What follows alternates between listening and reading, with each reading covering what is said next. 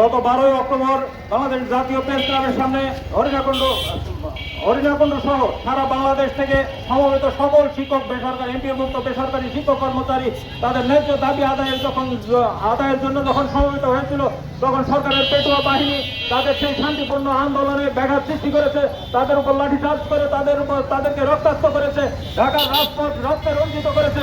তারই প্রতিবাদে আজকের আমাদের এই মানববন্ধন কর্মসূচি এবং প্রতিবাদ সভা, এই মানববন্ধন প্রতিবাদ কর্মসূচি এবং প্রতিবাদ সভা থেকে আমি বর্তমান সরকারকে উদাত্ত কণ্ঠে আহ্বান জানাই।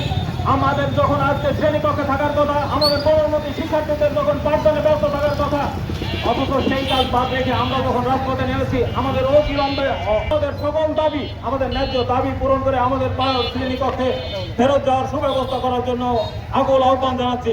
সাথে সাথে আজকের এই আন্দোলন যাতে আরো বেগবান হয় সেই লক্ষ্যে আমাদের উপস্থিত সকল শিক্ষক কর্মচারী সহ যারা আজকের এই আয়োজনে উপস্থিত হতে পারেননি, তাদেরকেও আমি উদাত্ত আহ্বান রাখবো যে আমাদের কেন্দ্র ঘোষিত যে কর্মসূচি আসছে, সেই কর্মসূচির সাথে সবাই একত্রতা ঘোষণা করে আমরা অবশ্যই আগামী দিনগুলোতে যে কর্মসূচি আছে সেই কর্মসূচি সঠিকভাবে পালন করার সাথে সাথে আজকের সম্মানিত উপস্থিতিকে আবারও ধন্যবাদ জানিয়ে আমি আমার কথা শেষ করছি।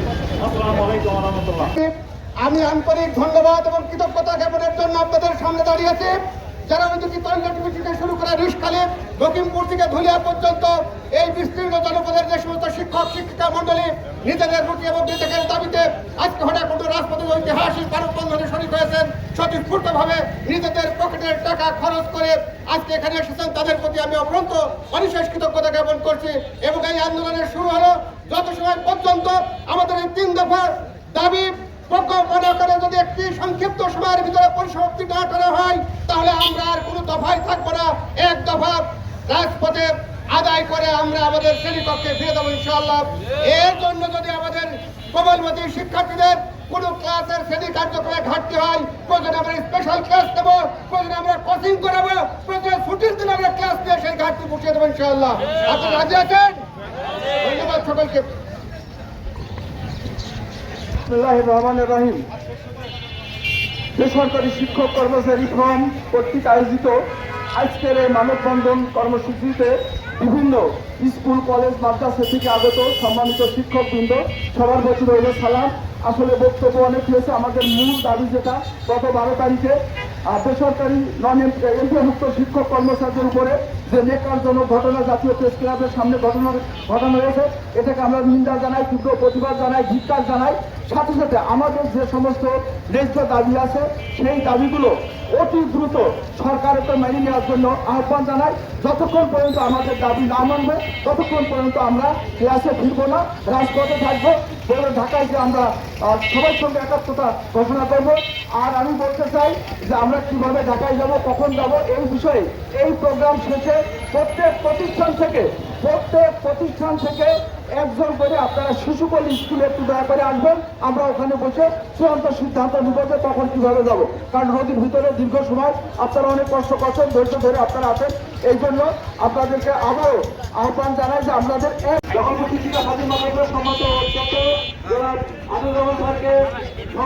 ধন্যবাদ করছি। এখানে আমি যাচ্ছি না, আপনারা আমাদের আহ্বানে আপনারা কষ্ট করে আমাদের সারা দিয়ে এখানে এসেছেন, এই জন্য কৃতজ্ঞতা প্রকাশ করছি। আর এক কথা, একটা বিষয় হচ্ছে তখন পর্যন্ত আমাদের 20% যাবো না আমরা করতে যাচ্ছি। আর আমরা কিভাবে ঢাকাতে যাবো সেই জায়গাতে কিভাবে যেতে হবে একটা পরিকল্পনা হয়ে দরকার। এই জন্য প্রত্যেকটা প্রতিষ্ঠান প্রধানগণ অবশ্যই মেহরবানি করে স্কুল কলেজ সফলতা হয়, আমাদের আন্দোলন যাতে আমরা সাকসেসফুল করতে পারি। আমার মনে হয় এখানে যারা শিক্ষক মন্ডলী আন্দোলন করছে এদেরকেও অবশ্যই করতে হবে। আসসালামু আলাইকুম ওয়া রাহমাতুল্লাহি ওয়া বারাকাতুহু।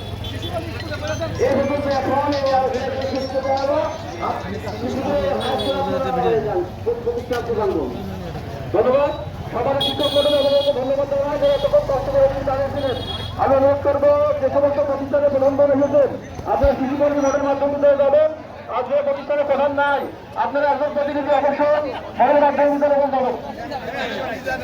আমরা 4 যে সমস্ত প্রতিষ্ঠান প্রধান টয়লেট বিদ্যায় শুরু করে রিসখালী, লখিমপুর থেকে নারায়ণকালী যদি নিয়ে যেতে আরো আমাদেরকে ত্যাগ স্বীকার করতে হয়, সেই ত্যাগের জন্য আমরা সর্বোচ্চ আমরা হলে এখন মানুষের সামনে উপস্থাপন করবো। সেই সাথে ভবিষ্যৎ আমরা